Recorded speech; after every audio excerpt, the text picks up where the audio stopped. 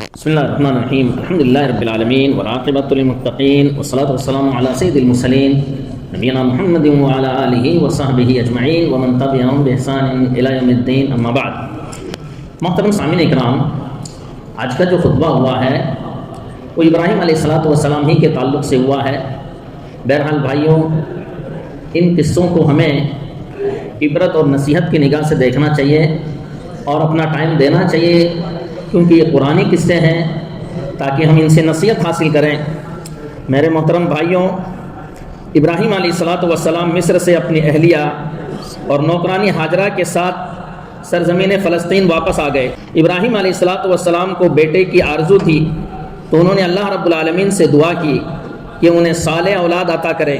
اللہ رب العالمین کا ارشاد ہے، رب ہب لی من الصالحین، اے میرے رب صالحین میں سے ایک اولاد عطا کر۔ گویا ان کی بیوی سارہ نے اپنے شوہر کے ذہن میں جو تھا اس کو محسوس کیا، تو انہوں نے کہا اللہ نے مجھے بیٹے سے محروم کر دیا ہے، اس لیے میرا خیال یہ ہے کہ تم میری نوکرانی ہاجرہ سے شادی کر لو، شاید اللہ تعالیٰ تمہیں اس کے ذریعے اولاد عطا کر دے۔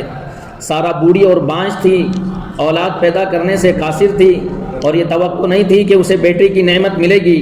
ابراہیم علیہ السلام نے ہاجرہ سے شادی کی اور اس نے اسماعیل کو جنم دیا۔ اس نے سارہ میں ناراضگی پیدا کر دی۔ اللہ رب العالمین نے ابراہیم علیہ السلام کو حکم دیا کہ ہاجرہ اور اسماعیل علیہ السلام کو مکہ لے جا کر کے وہاں آباد کرے۔ صحیح بخاری میں ہے کہ ابراہیم علیہ السلام اپنی بیوی ہاجرہ علیہ السلام اور بیٹے اسماعیل علیہ السلام کو لے کر مکہ آئے۔ اس وقت اسماعیل علیہ السلام کو ہاجرہ علیہ السلام دودھ پلاتی تھی۔ ابراہیم علیہ السلام نے دونوں کو ایک بڑے درخت کے پاس بٹھا دیا جس جگہ آج زمزم ہے۔ ان دنوں مکہ میں کوئی انسان نہیں تھا، اس لیے وہاں کوئی پانی بھی نہیں تھا۔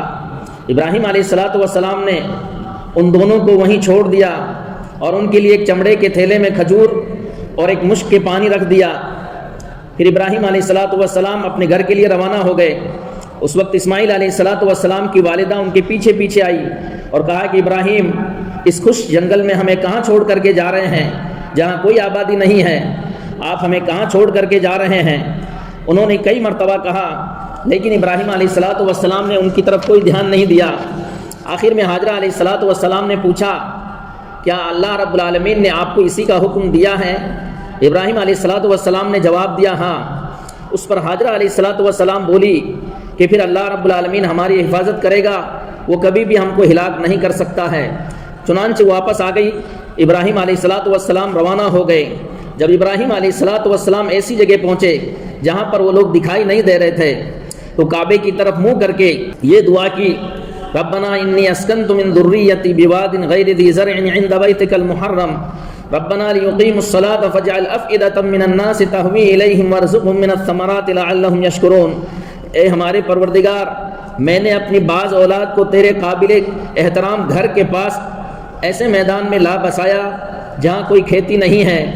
اے ہمارے رب، میں نے ایسا اس لیے کیا تاکہ وہ نماز قائم کریں، اس لیے تو لوگوں کی دلوں کو ان کی طرف پھیر دے اور انہیں پھلوں کی روزیاں عطا کر تاکہ وہ تیری نعمتوں کا شکر ادا کریں۔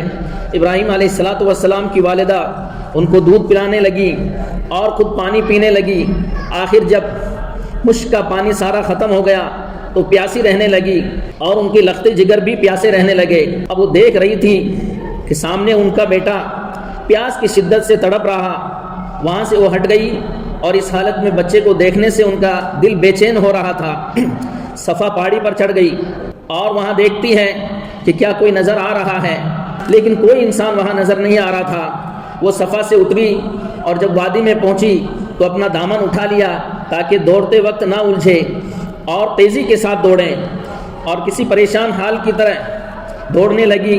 پھر وادی سے نکل کر مروہ پہاڑ پر آئی، اس پر کھڑی ہو کر دیکھنے لگی کہ کہیں کوئی انسان نظر آئے، لیکن کوئی انسان وہاں نظر نہیں آ رہا تھا۔ اس طرح انہوں نے 7 چکر لگائے۔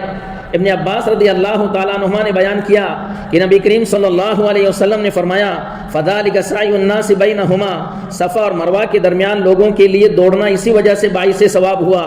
میرے مسلمان بھائیوں، نبی کریم صلی اللہ علیہ وسلم کے اس فرمان پر ہم لوگ غور کریں کہ حاجرہ علیہ السلام کو اللہ رب العالمین نے کتنی بڑی عزت سے نوازا۔ ہر وقت لوگ صفا اور مروہ کے درمیان ایسے ہی چکر لگا رہے ہیں جیسا کہ حاجرہ علیہ السلام نے چکر لگایا تھا، اور اپنے دل کے اندر وہی احساس پیدا کرتے ہیں۔ 7ویں مرتبہ جب مروہ پر چڑھی تو انہیں ایک آواز سنائی دی، پھر آواز کی طرف انہوں نے کان لگایا، آواز ابھی سنائی دے رہی تھی، پھر انہوں نے کہا میں نے تمہاری آواز سن لی، اگر تم میری کوئی مدد کر سکتے ہو تو کرو۔ وہ دیکھتی ہے کہ جہاں آب زمزم کا کنواں ہے وہیں ایک فرشتہ موجود ہے۔ فرشتے نے اپنی ایڑ سے زمین میں کھڈا کر دیا جس سے وہاں پانی ابل آیا۔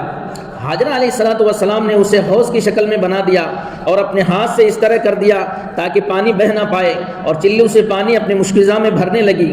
جب وہ بھر چکی تو وہاں سے چشمہ پھر ابل پڑا۔ پھر حاجرہ علیہ السلام نے خود بھی پانی پیا اور اپنے بیٹے کو بھی پلایا۔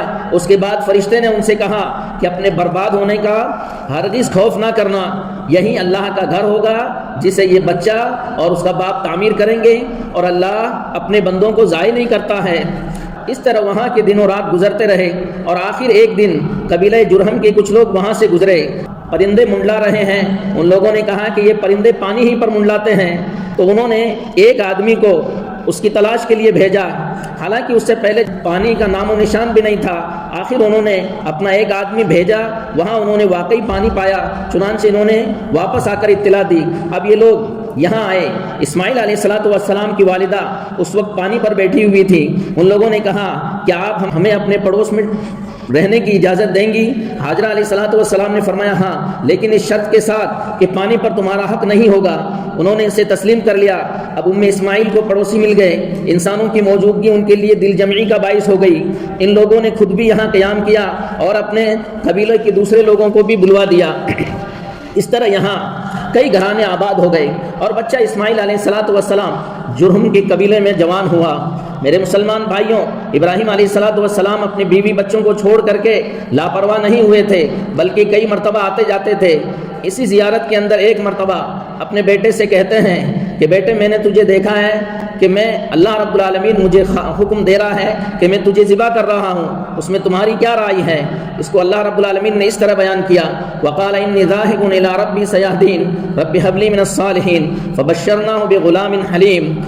ابراہیم علیہ السلام نے کہا میں اپنے پروردگار کی طرف جا رہا ہوں، اے میرے پروردگار مجھے نیک اولاد عطا کر۔ تو ہم نے ان کو بردبار بچے کی بشارت دی۔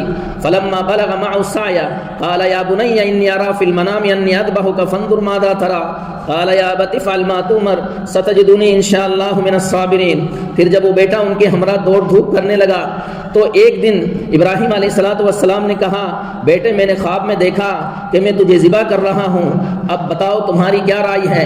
بیٹے نے جواب دیا ابا جان وہی کچھ کیجئے جو آپ کو اللہ نے حکم دیا ہے، آپ انشاءاللہ مجھے صبر کرنے والوں ہی میں پائیں گے۔ فلما اسلم وتلہ للجبین، پس جب دونوں نے اللہ کا حکم مان لیا اور ابراہیم نے اپنے بیٹے کو ذبح کرنے کے لیے پیشانی کی بٹ ڈال دیا، ونادیناہ ان یا ابراہیم قد صدقت الرؤیا انا کذالک نجزی المحسنین، تو ہم نے آواز دی کہ ابراہیم تم نے اپنے خواب کو سچ کر دکھایا، ایسے ہی ہم احسان کرنے والوں کو بدلہ دیا کرتے ہیں۔ ان ھذا لہو البلاء المبین، بے شک یہی کھلی آزمائش ہے۔ وفدیناہ بذبح عظیم، ہم نے ایک بڑی قربانی بطور فدیہ دے کر اس بیٹے کو چھڑا لیا۔ وترکنا علیہ فی الآخرین، اور آئندہ آنے والی نسلوں میں ہم نے ان کا ذکر خیر باقی رکھا۔ سلام علی ابراہیم، سلامتی ہو ابراہیم علیہ السلام پر، کذالک نجزی المحسنین، ہم ایسے ہی احسان کرنے والوں کو بدلہ دیا کرتے ہیں۔ بس ابراہیم علیہ السلام جو اولاد کے خواہش مند تھے، بڑھاپے میں ایک بیٹا پیدا ہوا، یہ بیٹا ان کی دل کی خوشی، ان کی زندگی کی امید، ان کے نام کا وارث تھا۔ اللہ تعالیٰ نے ان کے ایمان کو جانچنے کے لیے، اللہ کے حکم کی اطاعت کے درجے کو پرکھنے کے لیے اس بیٹے کو قربان کرنے کا حکم دے دیا۔ ابراہیم علیہ السلام نے اپنے بیٹے سے اس سنگین معاملے کے بارے میں بات کی اور ان کا دل تقریباً غم سے ٹوٹ گیا۔ تو اسماعیل علیہ السلام نے ان سے یہ کہہ کر کے جواب دیا، یا ابت افعل ما تؤمر ستجدنی ان شاء اللہ من الصابرین، ابا جان وہی کچھ کیجئے جو اللہ نے آپ کو حکم حکم دیا ہے آپ مجھے انشاءاللہ صبر کرنے والوں میں پائیں گے۔ میرے مسلمان بھائیوں، در حقیقت الفاظ اس مضمون کو بیان کرنے سے عاجز ہیں۔ اللہ کی خاطر اپنے آپ کو قربان کرنے کے ساتھ ساتھ مکمل طور پر رضامندی کا اظہار کرتا ہے۔ یہ قربانی دو جانب سے تھی، باپ کی طرف سے اپنے بیٹے کی قربانی اور بیٹے کی طرف سے اپنے جان کی قربانی۔ یہ ایمان کی بلند ترین صورت اور انسانی تاریخ میں عظیم الشان قربانی ہے۔ اے اللہ کے بندو، ایمان محض زبان سے دہرائے جانے والے دعوے کا نام نہیں ہے اور نہ ہی عارضی طور پر غموں کی تسلی کا نام ہے، بلکہ ایمان اللہ کی مرضی میں مکمل طور پر داخل ہونے کا نام ہے، جس کا مرکز اللہ کے احکام کے مطابق عمل کرنا ہے اور اسی کی راہ میں ہر قیمتی چیز کو قربان کر دینا ہے۔ ہمیں اس وقت اس سبق کی کتنی سخت ضرورت ہے کہ آدمی اپنی مال، اپنے بیوی بچوں کو ہر چیز پر ترجیح دیتا ہے۔ معاملہ یہاں تک پہنچ گیا ہے کہ وہ اللہ کے سوا اس کے بت بن چکے ہیں جن کی وہ عبادت کر رہا ہے۔ اللہ کے بندو، انسان کتنا حقیر بن جاتا ہے جب وہ دنیاوی زندگی کی لذتوں سے سمٹ جاتا ہے اور اصل حقیقت کو بھول جاتا ہے۔ پھر جتنے دن اللہ رب العالمین کو منظور رہا، ابراہیم علیہ السلام تشریف لاتے رہے۔ ایک مرتبہ ابراہیم علیہ السلام ان کے یہاں تشریف لائے تو دیکھا کہ اسماعیل علیہ السلام زمزم کے قریب ایک بڑے درخت کے سائے میں ہیں، جہاں ابراہیم علیہ السلام انہیں چھوڑ گئے تھے، اپنے تیر بنا رہے ہیں۔ جب اسماعیل علیہ السلام نے ابراہیم علیہ السلام کو دیکھا تو ان کی طرف کھڑے ہو گئے۔ جس طرح ایک باپ اپنے بیٹے کے ساتھ اور بیٹا اپنے باپ کے ساتھ محبت کرتا ہے، وہی طرز عمل ان دونوں نے بھی اپنایا۔ پھر ابراہیم علیہ السلام نے فرمایا، اے اسماعیل، اللہ نے مجھے ایک حکم دیا ہے۔ انہوں نے فرمایا، کیا تم میری مدد کر سکو گے؟ عرض کیا، میں آپ کی ضرور مدد کروں گا۔ فرمایا، اللہ تعالیٰ نے مجھے حکم دیا ہے کہ اسی مقام پر اللہ کا گھر بناؤں۔ بیت اللہ کی بنیاد تیار ہوئی۔ اسماعیل علیہ السلام پتھر اٹھا کر لاتے اور ابراہیم علیہ السلام تعمیر کرتے جاتے۔ جب دیوار بلند ہو گئی تو اسماعیل علیہ السلام یہ پتھر لائے اور ابراہیم علیہ السلام کے لیے اسے رکھ دیا، جسے مقام ابراہیم کہا جاتا ہے۔ اب ابراہیم علیہ السلام اس پتھر کے اوپر کھڑے ہو کر کے بیت اللہ کی تعمیر کرنے لگے۔ اسماعیل علیہ السلام اور ابراہیم علیہ السلام یہ دعا کرتے جاتے تھے، ربنا تقبل منا انک انت السمیع العلیم، اے ہمارے رب، ہماری یہ خدمت تو قبول کر لے، بے شک تو بڑا سننے والا اور جاننے والا ہے۔ قرآن مجید نے اس کی طرف اس طرح اشارہ کیا ہے، وَإِذْ جَعَلْنَا الْبَيْتَ مَثَابَةً لِلنَّاسِ وَأَمْنًا وَاتَّخِذُوا مِن مَّقَامِ إِبْرَاهِيمَ مُصَلًّى وَعَهِدْنَا إِلَىٰ إِبْرَاهِيمَ وَإِسْمَاعِيلَ أَن طَهِّرَا بَيْتِيَ لِلطَّائِفِينَ وَالْعَاكِفِينَ وَالرُّكَّعِ السُّجُودِ۔ اور جب ہم نے بیت اللہ کو لوگوں کے لیے عبادت گاہ اور امن کی جگہ قرار دیا تو حکم دیا کہ مقام ابراہیم کو نماز کی جگہ بنا لو، اور ابراہیم علیہ السلام اور اسماعیل علیہ السلام کو تاکید کر دی کہ وہ میرے گھر کو طواف کرنے والے، اعتکاف اور رکوع سجود کرنے والوں کے لیے صاف ستھرا رکھیں۔ وَإِذْ قَالَ إِبْرَاهِيمُ رَبِّ اجْعَلْ هَٰذَا الْبَلَدَ آمِنًا وَارْزُقْ أَهْلَهُ مِنَ الثَّمَرَاتِ مَنْ آمَنَ مِنْهُمْ بِاللَّهِ وَالْيَوْمِ الْآخِرِ۔ اور جب ابراہیم علیہ السلام نے یہ دعا کی، اے میرے پروردگار، اس جگہ کو امن کا شہر بنا دے اور اس کے رہنے والوں میں سے جو کوئی اللہ پر اور آخرت پر ایمان لائے انہیں پھلوں کی روزی عطا کر۔ اللہ رب العالمین نے جواب دیا، اور جو کوئی کفر کرے گا تو اس چند روزہ زندگی کا سامان تو میں اسے مہیا کر دوں گا، مگر آخرت میں اس کے لیے دردناک عذاب ہے۔ وَإِذْ يَرْفَعُ إِبْرَاهِيمُ الْقَوَاعِدَ مِنَ الْبَيْتِ وَإِسْمَاعِيلُ۔ اور جب ابراہیم علیہ السلام اور اسماعیل علیہ السلام بیت اللہ کی بنیاد اٹھا رہے تھے تو انہوں نے دعا کی، اے ہمارے پروردگار، ہماری اس خدمت کو قبول فرما لے، بے شک تو ہی سب کی سننے والا اور سب کچھ جاننے والا ہے۔ میرے مسلمان بھائیوں، ابراہیم علیہ السلام نے اللہ کا گھر بنایا، وہ عمارت بلند ہوئی۔ جب سے یہ عمارت بنی آج بھی لوگوں کے دل اس عمارت کے لیے ترس رہے ہیں، اور اس میں عجیب حکمت ہے جسے اللہ رب العالمین ہی بہتر جانتا ہے۔ روئے زمین پر کوئی ایسی عمارت نہیں ہے جس کو دیکھنے کے لیے دل کعبہ کی طرف تڑپتا ہو۔ انسان جتنا زیادہ اس کا طواف کرتا ہے اور جتنا زیادہ اس کی طرف دیکھتا ہے اتنی ہی اس کی آرزو بڑھتی جاتی ہے۔ کوئی بھی سچا عقیدہ رکھنے والا مسلمان مکہ سے باہر نہیں نکلتا جب تک کہ اس کا دل اس عمارت سے جڑا نہ ہو، نہ جانے وہ اس میں دوبارہ آئے گا یا نہیں آئے گا۔ اس لیے اللہ کے رسول صلی اللہ علیہ وسلم نے فرمایا، اجعلوا آخر عہدکم بالبیت، حج کا سب سے آخری عمل خانہ کعبہ کا طواف رکھو۔ اللہ رب العالمین سے دعا ہے کہ اللہ رب العالمین ہمیں دین کی سمجھ دے، آمین۔ وآخر دعوانا الحمدللہ رب العالمین، جزاکم اللہ خیرا، والسلام علیکم ورحمۃ اللہ وبرکاتہ۔